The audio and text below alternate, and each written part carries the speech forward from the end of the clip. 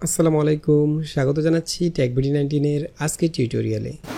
যে কোনো সফটওয়্যারে স্মার্টলি ভিডিও এডিট করার জন্য ওই সফটওয়্যারের কিছু খুঁটিনাটি বিষয় জানা থাকতে হয়। সেক্ষেত্রে ভিডিও এডিটিংয়ে যেমন সময় বাঁচবে, তেমনি আপনার কাজগুলো আরও অনেক বেশি সহজ হয়ে যাবে। আজকের টিউটোরিয়ালে যারা ক্যাপকাটের ডেস্কটপ ভার্সন ব্যবহার করেন তাদের জন্য তেমনই স্পেশাল 7টি টিপস অ্যান্ড ট্রিক্স শেয়ার করব ইনশাআল্লাহ। যে টিপসগুলো জানা থাকলে ক্যাপকাটে আপনি আরও স্মার্টলি ভিডিও এডিট করতে পারবেন এবং সেই সাথে আপনার কাজের গতিও অনেকাংশে বৃদ্ধি পাবে। তো চলুন ভিডিওটি শুরু করা যাক। তো আমরা চলে আসলাম ক্যাপকাটের ডেস্কটপ ভার্সনে। আর আপনি যদি ক্যাপকাটে একদমই নতুন হয়ে থাকেন তাহলে আমাদের চ্যানেলে ক্যাপকাটের একটি বেসিক টিউটোরিয়াল রয়েছে, আপনি চাইলে সেই ভিডিওটি দেখে নিতে পারেন। তাহলে ক্যাপকাট সম্পর্কে আপনার একটি বেসিক ধারণা হয়ে যাবে। তো আজকে আমরা ক্যাপকাটে যে 7টি টিপস শেয়ার করব তার মধ্যে প্রথম যে টিপসটি শেয়ার করতে চাই সেটা হচ্ছে অ্যারেঞ্জ কি। ফর এক্সাম্পল, আমরা এখানে অনেকগুলো অবজেক্ট নিয়ে আসলাম, অর্থাৎ ভিডিও এডিটিং করার সময় আমাদেরকে বিভিন্ন ধরনের অবজেক্ট ইউজ করতে হয়। যেমন এখানে আমরা একটা ভিডিও ফুটেজ নিয়ে আসছি এবং এখানে অনেকগুলো অবজেক্ট নিয়ে আসছি।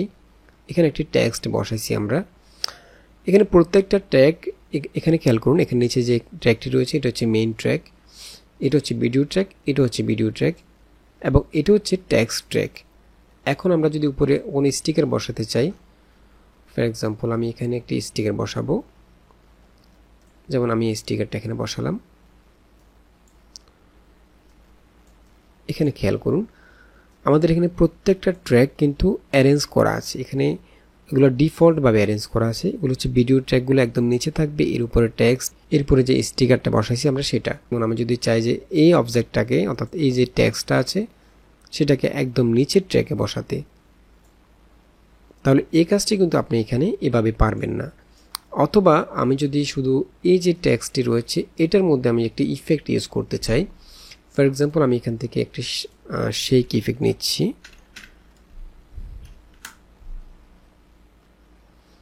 যেমন আমি এখান থেকে এই যে শেক ইফেক্টটা এটা এখানে বসালাম, এটা ইফেক্ট ট্র্যাকের মধ্যে বসছে। এখন আমি যদি চাই যে এই ইফেক্টটা শুধুমাত্র আমাদের যে টেক্সটটা রয়েছে সেই টেক্সটের মধ্যে অ্যাপ্লাই হবে, তাহলে সেটার জন্য আমাকে কি করতে হবে, টেক্সটটা এবং এখানে যে ইফেক্টটা রয়েছে দুইটাকে একসাথে সিলেক্ট করে দেন রাইট বাটন ক্লিক করে এখান থেকে ক্রিয়েট কম্পাউন্ড ক্লিপ এখানে ক্লিক করতে হবে। এখানে দেখুন এই কাজটা কিন্তু এভাবে হচ্ছে না। ক্যাপকাটে এইভাবে আপনি চাইলে যে কোনো টেক্সটের মধ্যে, শুধুমাত্র টেক্সটের মধ্যে ইফেক্ট ইউজ করতে পারবেন না এভাবে। তো সেজন্য আপনাকে অ্যারেঞ্জ কিটা অন করে দিতে হবে। অ্যারেঞ্জ কিটা অন করলে আপনি চাইলে আপনার ইচ্ছে মতো যে কোনো অবজেক্টকে, যে কোনো ইফেক্টকে অথবা যে কোনো টেক্সটে আপনার ইচ্ছে মতো আপনি অ্যারেঞ্জ করতে পারবেন। আপনি যে ট্র্যাকের মধ্যে বসাতে যাচ্ছেন সেই ট্র্যাকেই বসাতে পারবেন। আর এছাড়া আপনি শুধু টেক্সটের মধ্যে যে কোনো ইফেক্ট ইউজ করতে পারবেন। তো অ্যারেঞ্জ কিটা অন করার জন্য আপনি এখান থেকে চলে যাবেন মডিফাই অপশানে। মডিফাই অপশানে চলে গেলে এখান থেকে একদম নিচে খেয়াল করবেন অ্যারেঞ্জ কি একটা অপশান রয়েছে, সেটা যদি আপনি অন করে দেন এরপর জাস্ট সেভে ক্লিক করবেন। এখন আপনি চাইলে যে কোনো টেক্সট অথবা যে কোনো ইফেক্ট অথবা যে কোনো স্টিকার আপনি চাইলে যে কোনো লেয়ারে অ্যারেঞ্জ করতে পারবেন। আপনার মন মতো আপনি ইচ্ছে যে কোনো লেয়ারে বসাতে পারবেন। যেমন আমি যদি এখন চাই যে এই যে টেক্সটটা, শুধুমাত্র এই টেক্সটটাকে আমি নিচের লেয়ারে বসাবো, এখানে বসাবো দেখুন। এছাড়া আমি যদি চাই যে এখানে বসাবো, আপনি চাইলে যে কোনো লেয়ারের মধ্যে টেক্সট, ইফেক্ট অথবা স্টিকার বসাতে পারবেন। এছাড়া আমি যদি চাই যে এখানে যে শেক ইফেক্ট আমরা ইউজ করছি এটা শুধুমাত্র এই টেক্সটটার উপরে অ্যাপ্লাই হবে, তাহলে আমি যদি এখন এই টেক্সটটা এবং ইফেক্টটাকে একসাথে সিলেক্ট করে রাইট বাটন ক্লিক করে এখান থেকে ক্রিয়েট কম্পাউন্ড ক্লিপে কম্পাউন্ড করে ফেলি, তাহলে দেখুন এই দেখুন শুধুমাত্র টেক্সটের উপরে আমাদের ইফেক্টটা অ্যাপ্লাই হলো। তো এই কাজটি খুবই গুরুত্বপূর্ণ। আপনি চাইলে যে কোনো টেক্সটের মধ্যে শেক ইফেক্ট বলেন বা যে কোনো ইফেক্ট আপনি অ্যাপ্লাই করতে পারবেন এভাবে অ্যারেঞ্জ কিটা অন করে দেওয়ার মাধ্যমে। তো দ্বিতীয় যে টিপসটি শেয়ার করতে চাই সেটা হচ্ছে turn off main track magnet. সেটা হচ্ছে, যেমন আমি যদি এখান থেকে এগুলো ডিলিট করে ফেলি, এখানে দেখুন এটা হচ্ছে আমাদের মেইন ট্র্যাকটা, একদম নিচে যে ট্র্যাকটা সেটা হচ্ছে মেইন ট্র্যাক। তো আমি যদি এই ট্র্যাকের মধ্যে যে ক্লিপটা বসাইছি, আমি যদি চাই যে এই ক্লিপটাকে আমার টাইমলাইনে একটু ডান দিকে ড্র্যাগ করে বসাতে, এটা কিন্তু এভাবে হবে না। অথবা আমি যদি এখান থেকে এই ক্লিপটাকে স্প্লিট করি এবং এখানে যে শেষের অংশটুকু আছে এটাকে আমি ডান দিকে ড্র্যাগ করতে চাই এবং মাঝখানে কিছু অংশ ফাঁকা রাখতে চাই, তাহলে কিন্তু এটা এভাবে করা যাবে না। তো এই কাজটি করার জন্য আপনাকে মেইন ট্র্যাক ম্যাগনেট যে অপশানটা সেটা অফ করে দিতে হবে। সেজন্য আপনি এখান থেকে টাইমলাইনের উপরে এখানে খেয়াল করুন turn off main tag magnet, এই অপশানে ক্লিক করে এটাকে অফ করে দিবেন। তাহলেই আপনি এখানে যে কোনো ক্লিপের যে কোনো অংশ আপনি টাইমলাইনে যে কোনো জায়গায় বসাতে পারবেন। দেখুন, তো তৃতীয় যে টিপসটি শেয়ার করতেছে সেটা হচ্ছে প্রক্সি ভিডিও। এটা খুবই গুরুত্বপূর্ণ একটা অপশান। এই অপশানটি অ্যাডোব প্রিমিয়ারও পাবেন, ইডিএস এর মধ্যে রয়েছে। এটা হচ্ছে অনেকে আছে যাদের কম্পিউটারের কনফিগারেশন একটু স্লো, তারা যদি এখানে 4K কোয়ালিটির কোনো ভিডিও ইম্পোর্ট করেন অথবা একটু বড় সাইজের কোনো ভিডিও নিয়ে আসেন, সেটা এডিট করার সময় হয়তো স্মুথলি প্লে হয় না, অথবা আপনি যখন কোনো ইফেক্ট ইউজ করেন অথবা কোনো অবজেক্ট ইউজ করেন, অ্যানিমেট করেন, তখন সেটা ঠিকভাবে প্লে হয় না অথবা হ্যাং করে। তো এই সমস্যাটি সমাধান করার জন্য আপনি প্রক্সি মোডটা অন করে দিতে পারেন।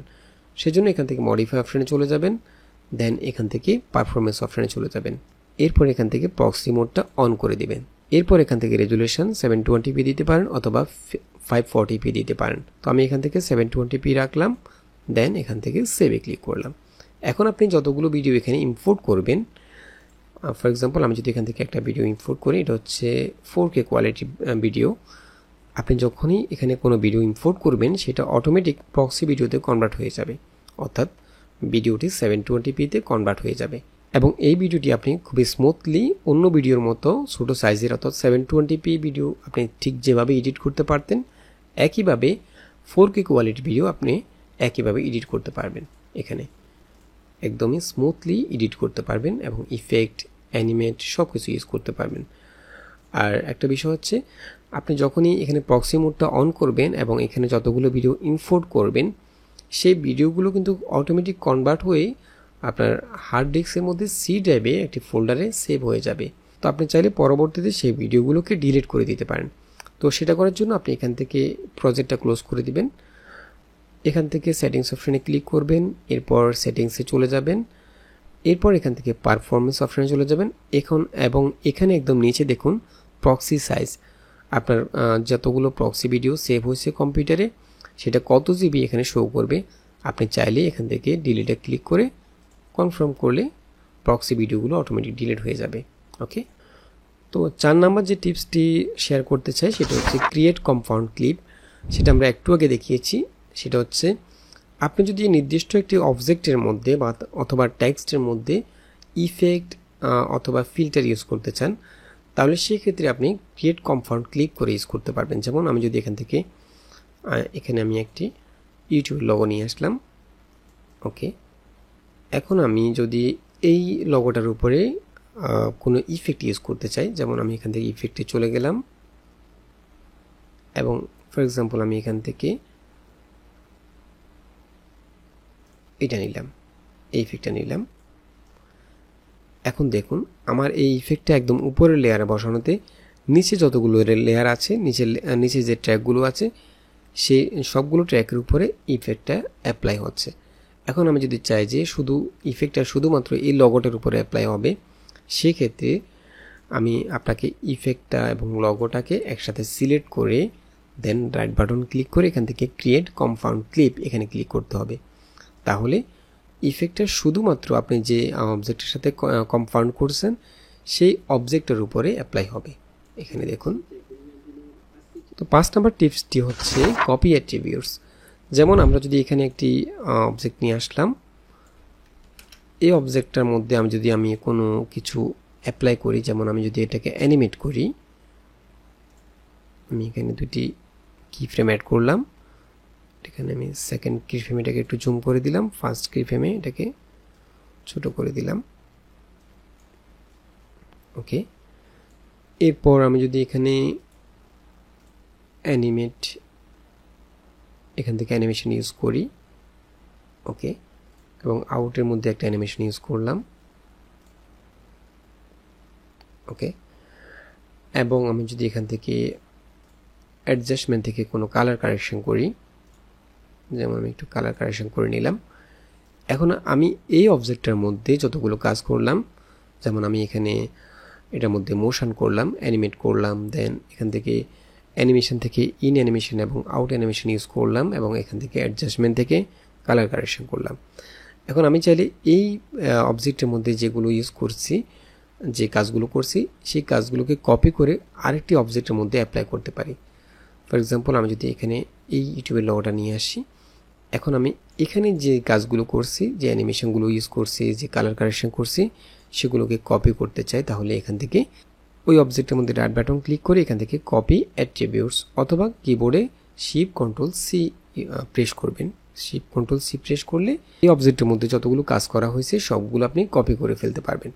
দেন আমি যদি এই অবজেক্টের মধ্যে অ্যাপ্লাই করতে চাই সেগুলোকে, তাহলে এই অবজেক্টের মধ্যে ক্লিক করে রাইট বাটন ক্লিক করে এখান থেকে পেস্ট অ্যাট্রিবিউটস, অথবা কিবোর্ডে শিফট কন্ট্রোল বি প্রেস করবেন। এরপর এখানে আপনাকে দেখাবে আপনি কি কি এখান থেকে পেস্ট করতে চাচ্ছেন। আপনি যদি কোনোটাকে এখান থেকে আনচেক করে দেন তাহলে সেই অপশানটা এখানে পেস্ট হবে না। যেমন আমি যদি চাই যে এখান থেকে আমি কালার কারেকশনটা এই অবজেক্টের মধ্যে পেস্ট করব না, তাহলে আমি অ্যাডজাস্টমেন্ট থেকে এটাকে আনচেক করে দিলাম। ওকে, আমি শুধু এখান থেকে ভিডিও অপশান থেকে সাইজ, ব্লেন্ড এবং ক্যানভাস এবং অ্যানিমেশন থেকে ইন আউটগুলোকে কপি করব। ওকে, এরপর আমি জাস্ট এখান থেকে পেস্টে ক্লিক করলাম। তাহলে এই অবজেক্ট থেকে এই অবজেক্টের মধ্যে যে কাজগুলো করা হয়েছে সবগুলো এই অবজেক্টের মধ্যে অ্যাপ্লাই হয়ে গেছে অটোমেটিক। খেয়াল করুন, শুধুমাত্র আমি এখানে যে কালার কারেকশনটা করছি সেটা আমি এখানে অ্যাপ্লাই করি নেই, সেজন্য এটা অ্যাপ্লাই হয়নি। ওকে, এটা হচ্ছে কপি অ্যাট্রিবিউটস। এরপর 6 নম্বর যে টিপসটি অ্যাপ্লাই করতে চাই সেটা হচ্ছে মার্কার। তো আমরা যখন ভিডিও এডিট করি তখন আমাদেরকে টাইমলাইনে বিভিন্ন জায়গায় বিভিন্ন অবজেক্ট ইনসার্ট করতে হয়, অথবা ইফেক্ট অ্যাপ্লাই করতে হয়, অথবা টেক্সট অ্যাড করতে হয়। তো আপনি চাইলে কোন জায়গায় টেক্সট অ্যাপ্লাই করবেন, অথবা কোথাও যদি আপনি ইমেজ অ্যাড করতে চান পরবর্তীতে, সেটা আপনি মার্ক করে দিতে পারেন। ফর এক্সাম্পল আমি এখানে একটি টেক্সট অ্যাড করব ঠিক এই জায়গায়, তো আমি পরবর্তীতে টেক্সটটা অ্যাড করব। আমি এখন এখানে জাস্ট একটি মার্ক অ্যাড করে রাখবো, তো যাতে আমি বুঝতে পারি কোথায় আমাকে টেক্সটটা অ্যাড করতে হবে এবং কি টেক্সট অ্যাড করতে হবে। তো আপনি চাইলে এই কাজটি এভাবে করতে পারেন। আমি এখানে কার্সরটা রাখলাম, দেন এখানে অ্যাড মার্কারে ক্লিক করলাম। তাহলে এখানে দেখুন অডিওর মধ্যে একটা মার্কার অ্যাড হয়ে গেল। এখন আপনি চাইলে এই মার্কারটাকে আরও নির্দিষ্ট করে দিতে পারেন। যেমন আমি যদি চাই যে এখানে আমি টেক্সট অ্যাড করব, তাহলে আমি এখানে টেক্সটটা লিখে দিতে পারি। আমি এখানে মার্কারের উপরে রাইট বাটন ক্লিক করলাম, দেন এখান থেকে এডিট মার্কার। এখন আমি চাই এখানে আমি টেক্সট অ্যাড করব, তাহলে আমি এখানে টেক্সট লিখে দিলাম। এবং আপনি যদি চান যে কী টেক্সট অ্যাড করবেন সেটাও এখানে দিয়ে দিতে পারেন। যেমন আমি এখানে অথবা পরবর্তীতে অ্যাড করতে চাচ্ছি ক্যাপকাট, এই টেক্সটটা অ্যাড করব। তাহলে আমি এখানে টেক্সট লিখে ব্র্যাকেটে ক্যাপকাট লিখে দিলাম। তাহলে আমি বুঝতে পারবো যে এখানে ক্যাপকাট টেক্সট অ্যাড করতে হবে। এখন এছাড়াও আপনি চাইলে এখান থেকে টেক্সট, যতগুলো টেক্সট মার্কার আছে সেগুলোকে আলাদা একটা কালার দিতে পারেন। যেমন আমি টেক্সটের জন্য এখান থেকে এই কালারটা রাখলাম, দেন ক্লিক করলাম। এরপর আপনি যখনই মার্কারের মধ্যে কার্সরটা নিয়ে আসবেন তখন আপনি সেই মার্কারের ডিটেলসটা নিচে দেখতে পাবেন। তাহলে আপনার কাজটা আরও বেশি সহজ হয়ে যাবে। যেমন আমি যদি চাই যে এখানে কোনো একটি পিকচার অ্যাড করব, তো আমি চাচ্ছি এখানে আমি একটা মার্কার অ্যাড করে দিতে, অ্যাড মার্কারে ক্লিক করলাম, দেন এই মার্কারের মধ্যে আমি রাইট বাটন ক্লিক করে এখান থেকে এডিট মার্কারে ক্লিক করলাম। দেন আমি যদি চাই এখানে পিকচার অ্যাড করব, তাহলে আমি কি পিকচার অ্যাড করবো সেটাও এখানে লিখে দিতে পারি। ফর এক্সাম্পল আমি এখানে ক্যাপকাট লগো লিখে দিলাম পিকচার, এবং আমি পিকচারের জন্য আলাদা একটা কালার চুজ করলাম। যেমন আমি এই কালারটা চুজ করলাম, দেন ডান। এখন আপনি বুঝতে পারবেন যে কোথায় কোথায় পিকচার অ্যাড করতে হবে, কোথায় টেক্সট অ্যাড করতে হবে, কোথায় সাউন্ড ইফেক্ট অ্যাড করতে হবে। এই কাজটা আপনি মার্কার দিয়ে খুব সহজে করতে পারবেন। তো সর্বশেষ যে টিপসটি শেয়ার করতে চাই সেটা হচ্ছে ক্যানভাস। ফর এক্সাম্পল আমরা এখানে একটি লগো নিয়ে আসলাম, এই লগোটা এখানে বসালাম। ওকে, এখন এখানে খেয়াল করুন এটা হচ্ছে একটা পিএনজি ইমেজ, যে কারণে এটার কোনো ব্যাকগ্রাউন্ড নাই।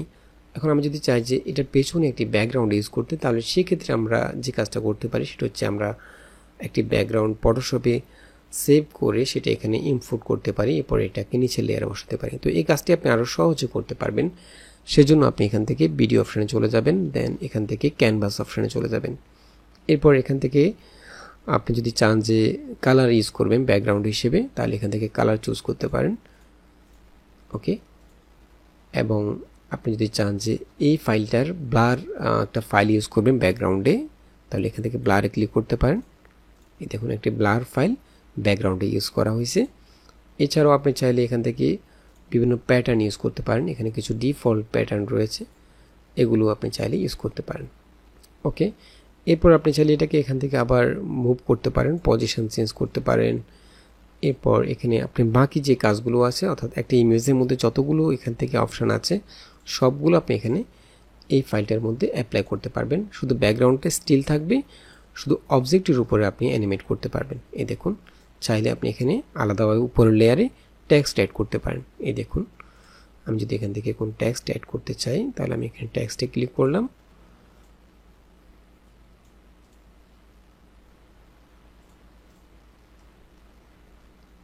ওকে, এভাবে আপনি ক্যানভাসের মাধ্যমে বিভিন্ন ইমেজের মধ্যে আপনি কালার ইউজ করতে পারেন, ব্যাকগ্রাউন্ড ইউজ করতে পারবেন।